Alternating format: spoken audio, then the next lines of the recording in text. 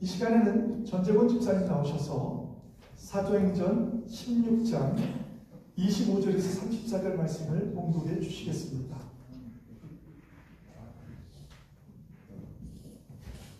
사도행전 16장 25절에서 34절 말씀입니다. 한밤중에 바울과 실라가 기도하고 하나님을 찬송하며 죄수들이 듣더라. 이에 갑자기 큰 지진이 나서 목도가 움직이고 문이 곧 다 열리며 모든 사람의 매일 옷이 다 벗어진지라. 간수가 자다가 깨어 동문들이 열린 것을 보고 죄수들이 도망한 줄 알고 생각하고 칼을 빼어 타결하려 하거늘 바울이 크게 소리질러 이르되 내 몸을 상하지 말라. 우리가 다 여기 있노라 하니 간수가 등불을 달라고 하며 뛰어들어가 무서워 떨며 바울과 실라 앞에 엎드리고 그들을 데리고 나가 이르되 선생들이여 내가 어떻게 하여야 구원을 받으리까 하거늘 이르되 주 예수를 믿으라. 그리하면 너와 내 집이 구원을 받으리라 하고 주의 말씀을 그 사람과 그 집에 있는 모든 사람에게 전하더라. 그 밤 그 시각에 간수가 그들을 데려다가 그 맞은 자리를 씻어주고 자기와 그 온 가족이 다 세례를 받은 후 그들을 데리고 자기 집에 올라가서 음식을 차려주고 그와 온 집안이 하나님을 믿음으로 크게 기도하니라. 아멘. 아멘.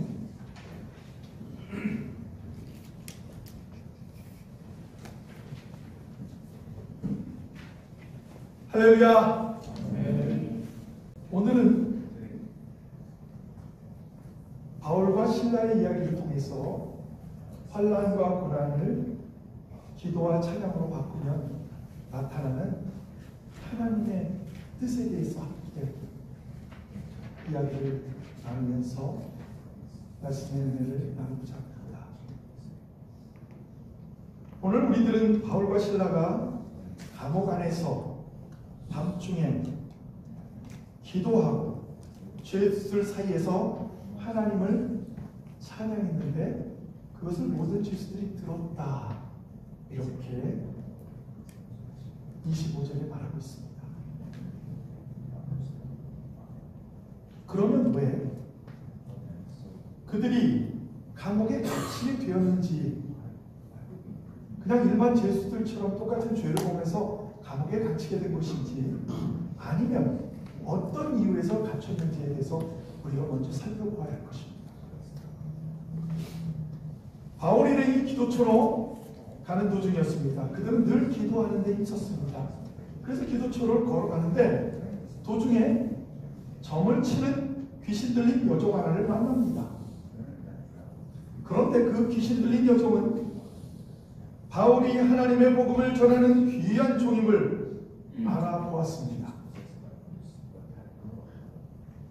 저는 어렸을 때 교회를 다니면서 좀 이상하다 생각했던 그런 일들이 있었습니다. 그것은 오히려 교회를 다니지 않는 사람들은 영적인 존재를 믿기도 하고 그 영적인 존재에 대해서 어느 정도 인정을 하는 것 같은데, 교회에서는 아이들이 저녁에 수요예배, 옛날에는 어린아이들도 수요예배를 나왔거든요. 그 수요예배 시골이니까 겨울에는 깜깜해집니다.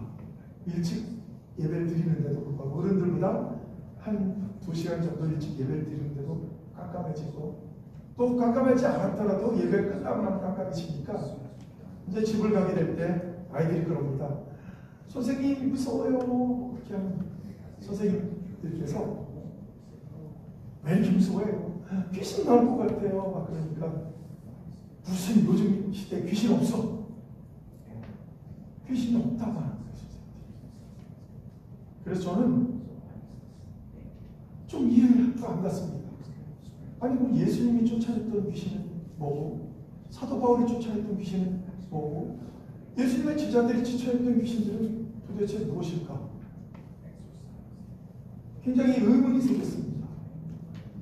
오히려 예수를 믿지 않는 사람들은 귀신이 있다고 하고, 예수를 믿는 사람은 귀신이 없다고 하고, 이게 뭔가 좀 잘못됐다는 생각이 들었습니다.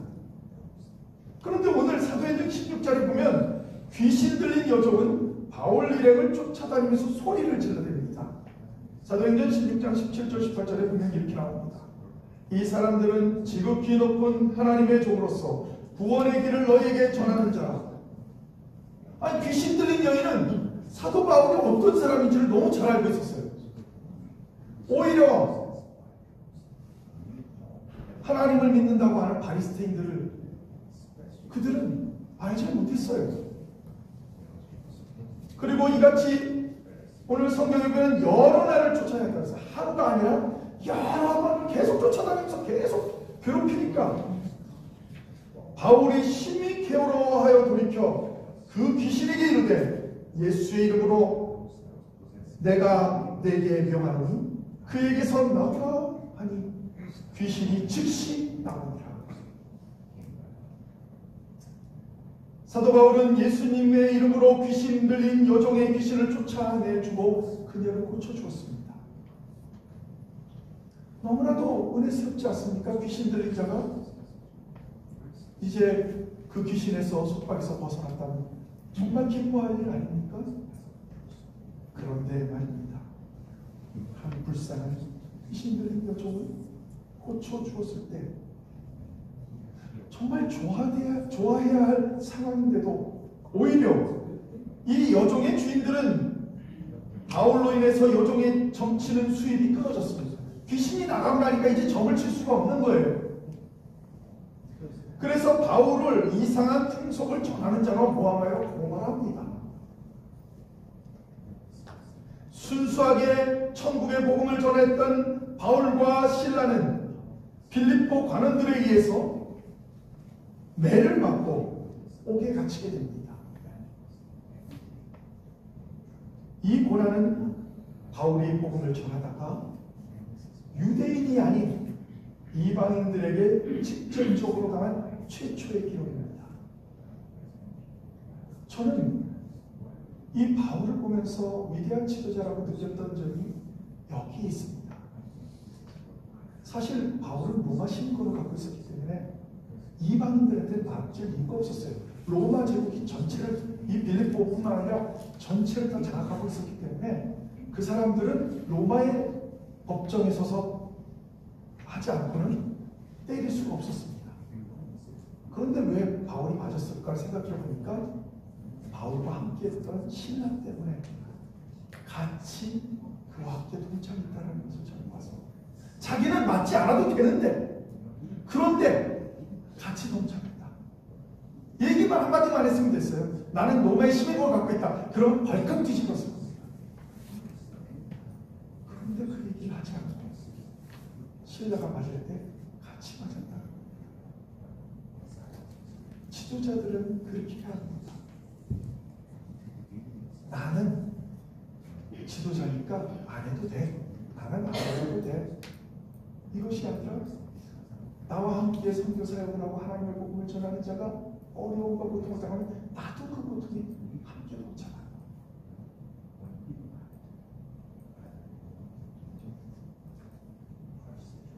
오늘 성경에 보면 자신의 종교적인 기득권을 유지하기 위해 박해했던 유대인들의 박해나 오늘 성경에 나오는 물질적인 이익을 얻기 위한 이방인들의 박해는 사실 모두 동일하게 부패한 인간의 세상적인 욕망에서 시작됐다는 점입니다. 그러니까 우리가 내 개인적인 손해가 있으면 많은 사람들이 그 사람이 지금 좋은 일을 했건 선한 일을 했건 잘한 일을 했건 상관없이 나에게 손해를 끼치게 되면 그것을 고발하는 그런 사태가 일어났다는 것이죠. 그래서 저는 이것을 보면서 복음을 전하는 우리들에게도 억울한 고난이 따른다는 것을 성경은 말하고 있다고 분명히 믿습니다. 이와 같이 이 세상에서 믿음을 진실하게 따르며 복음을 전하는 자들에게도 억울한 고난이 올 수 있다는 것입니다.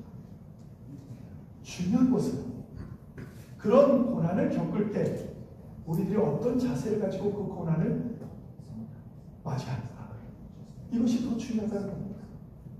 오늘 바울과 실라는 어떤 자세를 가지고 그 고난을 대처했습니까?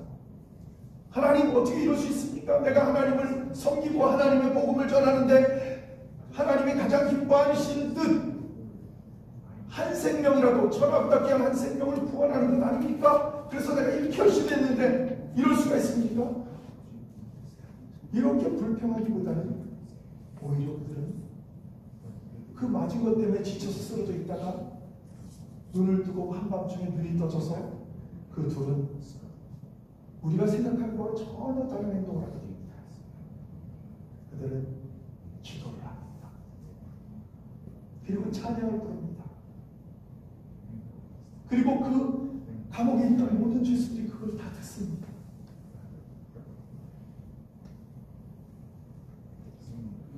저는 너무나도 귀한 일들이 그곳에서 벌어진 것을 보게 됩니다. 어떻게 저렇게 맞고도 억울한 누명을 쓰고 또 억울하게 맞고 바울은 맞지 않아도 되는 매도 맞고 그러면서도 무슨 기도는 어떻게 할 수 있을지 모르지만 찬양까지 기쁨의 찬양을 하나님께 원합니다. 이러한 그들의 태도를 보면 고난에 처한 우리들이 어떻게 해야 되는지, 어떤 자세를 가지고 그 고난을 대해야 되는지를 우리도 알게 됩니다. 바울과 실라의 이런 신앙적인 태도는 결국 하나님의 초자연적인 역사를 일으킵니다. 오늘 성경에는 지진이 일어났다고 하지 않습니까? 그래요. 지진이 일어나면 당연히 감옥의 문이 열리겠죠? 그런데 여러분, 놀라운 건 지진이 일어났는데 그들의 착고가 풀렸다고 했어요. 착고가. 말이 됩니까? 착고, 자기들에게 개인적으로 묶여져 있는 착고가 지진이 일어난다고 다 풀립니까? 말이 안 되죠. 문은 그렇게 열어졌다고 치더라도 착고는 그 개인적으로 풀든지 누가 풀어주든지 해야 되는 건데 그게 지진이 일어나면서 문이 열린 건 이해가 되는데 착고까지 했다. 이건 하나님의 역사, 초자연적인 역사가 일어났다는 거죠.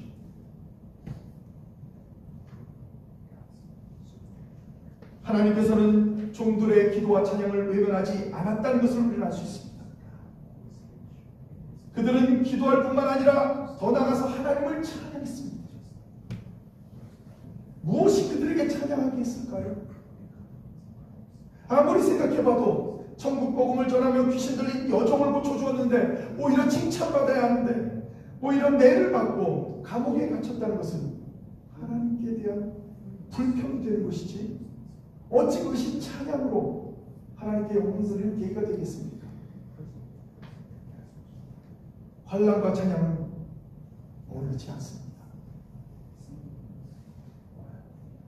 우리들은 환난을 당할 때도 기도와 찬양으로 하나님께 나아가면 하나님은 우리가 원하는 것보다 더 아름다운 방법으로 우리의 길을 열어주실 것입니다. 또한 간수와 그 가족들의 상황을 한번 살펴봅시다. 그들이 찬양하고 기도하고 그리고 옥문이 열리고 착고가 다 풀리고 이런 상황이었습니다. 당시 로마의 법에 의하면 간수가 죄수를 놓칠 경우 그 간수의 형량에 해당하는 것을 그 죄수의 형량에 해당하는 것을 간수가 똑같이 그것을 갚아야 했었습니다. 예를 들면 10년형이면 10년형, 때리는 태형이면 태형, 또 죽음에 이르는 십자가에 이르면 그 간수를 십자가에 처했던 그런 시대였습니다. 그래서 문이 열린 것을 보고 간수는 바울과 실라가 도망한 줄 알고 자결을 하고 있습니다. 그때 바울이 그를 말립니다. 감옥문이 열렸는데도 도망가지 않고 있었기에 간수와 그 가족들을 오히려 구원할 수 있었습니다. 우리들은 바울과 실라의 행동을 통해서 믿는 사람들의 또 다른 관용을 우리는 배우게 됩니다. 성경에도 믿는 자에게 이렇게 권면합니다. 너희 관용을 모든 사람에게 알게 하라. 주께서 가까우시니라. 여러분과 함께하는 믿지 않는 자들에게도 여러분이 관용을 베풀면 그들 가운데 주님께서 가까이 오시다. 그들에게 구원이 이제 이룰 수 있다는 것입니다. 이런 관용을 통해서 이 사회에서 하나님의 이름에 영광을 돌릴 수가 있습니다. 역시 예수 믿는 사람은 달라. 이런 말을 들어야지. 그럴 줄 알았어. 그거밖에 못하지 뭐.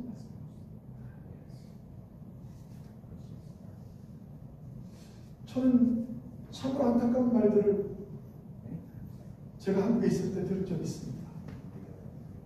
오히려 교회 다니지 않은 사람 서로가 빨리빨리 해결하고 푸는데 교인들하고는 풀기가 너무 어렵다는 이야기가 있습니다.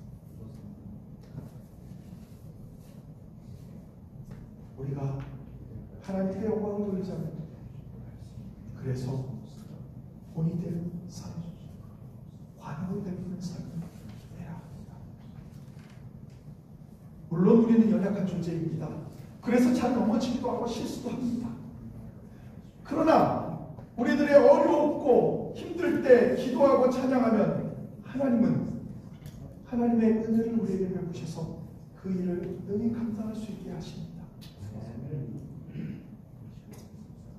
성경에는 이렇게 말합니다. 우리가 기도하고 하나님께 나아가면 하나님은 광야와 같은 척박한 땅을 걸어가는 우리들에게 그곳에 강이 흐르게 하셔서 푸른 초장이 되게 하시고 사막에도 길을 내셔서 길을 잃어버리지 않고 잘 찾아갈 수 있게 하신다는 것입니다. 그러므로 환난 중에 하나님께 기도와 찬양으로 나아가면 우리에게 닥쳐진 어려운 문제들이 해결된다는 것입니다. 오늘 본문에서 바울과 실라가 변함없이 하나님을 굳게 신뢰하고 기도하고 찬양할 때 그들의 문제가 해결되었습니다. 그들의 문제는 뭐였습니까? 내가 빨리 풀려나서 나아가서 복음을 전하는 것 아닙니까? 그런데 하나님은 오히려 갇힌 것을 통해서 간수가 복음을 받은 것뿐만 아니라 그 간수의 가족들까지도 다 복음을 받아들이고 구원에 얻는 그런 기적이 일어납니다.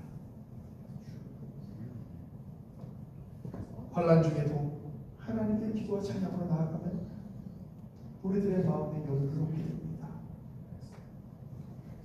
바울과 실라는 창고가 풀렸지만 복문이 열렸지만 달아나지 않습니다. 그들은 오히려 간수가 자결하러 갈 때 우리가 다 여기 있다, 도망가지 않았다 이렇게 소리질러서 그에게 알려줍니다. 이 얼마나 여유 있는 모습입니까? 예수 믿는 사람들은 이래야 되는데 저도 이런 부분에서는 너무나도 연약합니다. 성급한 그런 마음도 많이 있습니다. 때로는 깊이 생각하지 못하고 말을 할 때도 있습니다. 그러나 오늘 바울을 보면 그 모든 것이 정말로 죄수의 모습이라고 할 수 없는 그런 하나님을 믿는 자로서의 당당한 태도를 그는 가지고 있었습니다. 어떤 상황 속에서도 결코 두려워하지 맙시다. 하나님은 나의 목자시니 내가 부족함이 없다고 고백합시다. 사망의 음침한 골짜기로 다닐지라도 뜨거운 풀무불의 위험이 따를지라도 우리들은 진정한 평안과 마음의 여유를 가지고 살아가시기를 주님의 이름으로 축원합니다. 마지막으로 기도와 찬양으로 우리의 삶이 환난 중에 바뀌면 가장 가장 중요한 것입니다. 이건 꼭 기억하셔야 합니다. 사람의 영혼을 구원한다는 것입니다. 하나님의 뜻은 사람의 영혼을 구원하는 것이지 다른 데 있지 않습니다. 물론 우리가 잘 사는 것, 행복하게 사는 것, 기쁘게 사는 것, 감사하게 사는 것 다 하나님이 원하시지만 그것보다 더 중요한 것은 한 생명, 천하보다 귀한 한 생명 구원받는 것을 하나님이 기뻐하신다. 이것이 하나님이 계속 말씀하고 있는 내용입니다. 얼마나 우리를 사랑하시는지 하나님이 가장 싫어하는 죄, 그 죄를 지은 우리를 사랑하신다는 겁니다. 죄를 하나님이 가장 싫어하세요. 거룩하신 하나님께서 그러잖아요. 나도 거룩하니 너희도 거룩하라. 이게 뭐냐면 내가 거룩하니까 너희 죄 짓지 말라 이런 뜻입니다. 그러나 우리는 연약해서 죄를 짓습니다. 그런데 하나님이 우리를 얼마나 사랑하냐면 죄를 지은 우리를 사랑한다는 거예요. 그래서 용서해 주시겠다는 거예요. 그래요. 31절에 보면 이렇게 말합니다. 주 예수를 믿으라. 그리하면 너와 네 집에 구원을 얻으리라. 주 예수를 믿으라. 그리하면 너와 네 집에 구원을 얻으리라. 아멘. 여기에 하나님의 뜻이 있습니다. 그런데요, 이 말씀의 정확한 뜻을 우리는 알아야 합니다. 내가 하나님을 믿으면 내 가족이 자동으로 구원받는다는 뜻일까요? 내가 믿는다고 내 가족이 자동으로 구원받는 것은 아닙니다. 그렇다면 나 혼자 믿는 것이 가족들에게까지 구원에 이르게 한다는 말일까요? 이런 문제는 자기 혼자만 교회 다니거나 자기의 형제자매나 부모가 자녀들이 교회를 안 다니는 경우 여기에 정말 중요한 관심을 얻었습니다. 이 말씀은 한 사람의 믿음으로 다른 가족에게 미치는 영향력이 있다는 겁니다. 선한 영향력. 선한 영향력. 이게 중요합니다. 이 선한 영향력을 통해서 그들이 믿음으로 한 걸음씩 다가올 수 있게 된다는 것입니다. 오늘 성경에 보면 이렇게 말합니다. 빌립보서 1장 6절에 너희 속에 착한 일을 시작하시니까 그리스도 예수의 날까지 이루실 줄을 우리가 확실합니다. 아멘. 여기서 착한 일은 우리가 생각하는 선한 일이 아닙니다. 여기서 너희 속에 착한 일을 시작하신 이가, 그럼 하나님이 착한 일을 시작하셨다. 이 무엇을 말할까요? 이것은 우리가 원어를 보고 또 주석을 보면 어떻게 나와 있냐면 빌립보 교인들의 바울의 전도 사역을 지원하며 하나님의 은혜의 활동으로 구원에 이르는 것을 가리키는 말입니다. 그러니까 정확하게 말하면 너희 속에 착한 일을 시작하시니가, 이건 뭐냐면 너희 속에 구원을 시작하시니가, 구원은 그러니까 믿음에 있는 거고 우리의 행동에 있는 것이 아니고 믿음으로 하나님께 나아가면 다 구원 얻는다는 걸 말하기 위해서 이야기하는 내용입니다. 너희 속에 착한 일을 시작하시니가, 너희 속에 구원을 시작하시니가, 우리가 아니라 하나님이 시작하셨다.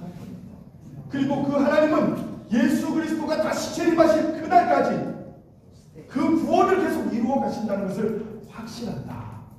이것이 사도 바울이 빌립보 교회에다 편지에 나와 있는 내용입니다. 그러므로 우리가 소망을 가집시다. 우리가 이제 믿음의 첫걸음을 들었습니다. 우리가 본을 보이면 됩니다. 교회를 다니면서 본이 안 되는 생활을 가정에 산다면 여러분 교회 데리고 나오기가 참 어렵습니다. 그리고 함께 교회에 온다는 것도 쉽지 않습니다. 그런데 교회 나오라는 말 안 해도 본을 보이고 살아가면 정말 하나님의 은혜 가운데 함께하는 사람들이 선한 영향력을 받아서 변화하게 됩니다. 그러므로 소망을 가지고 가족을 구원하기 위해서 더욱 힘쓰고 노력하는 우리 모두가 되기를 주님의 이름으로 축원합니다. 기도하시겠습니다. 하나님, 오늘 말씀을 보면서 간수가 평상시에 가족들에게 믿음을 줄 수 있는 오늘 보인 사람이었다는 것을 우리는 성경 말씀을 통해서 알게 됩니다. 그가 예수 그리스도를 믿기 시작했을 때 그의 온 가족과 그 가족과 함께하는 모든 권속들이 예수를 믿는 그런 귀한 역사가 있었습니다. 하나님, 우리가 비록 부족하지만 예수 그리스도를 믿고 우리의 삶이 변함으로 오늘 보여 우리와 함께하는 모든 이들이 하나님 앞에 나와 구원 얻는 귀한 역사가 있게 하여 주시옵소서. 모든 것을 주님께 맡겨오며 예수 그리스도의 이름으로 간절히 기도합니다. 아멘.